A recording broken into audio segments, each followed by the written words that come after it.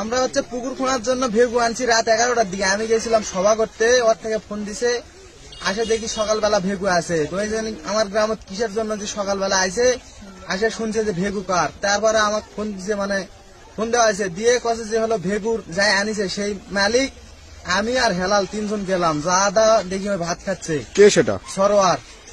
তারপরে কইছে যে এই জায়গার যে তুমি ঢুকিছেন উপর কে আছে জানেন, তুমি দল ক্ষমতা কে আছে জানেন?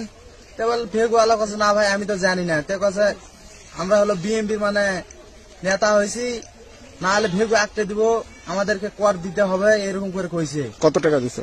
10,000 টাকা নিছে।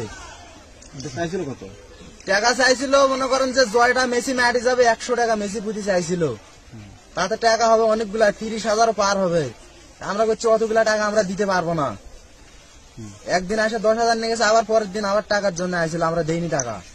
তারপরে আবার যখন হচ্ছে ভেগু তোলে, আবার 3টা চানাক দিয়ে ভেগুর আবার চাবি কাড়ে নিছিল, নিয়ে ভেগু একটা থুবে। তারপরে যে শহীদুল কিবা আসলো, হালিমেরা বলে আসলো, শ্রাবন্তীর বাবারা আসলো।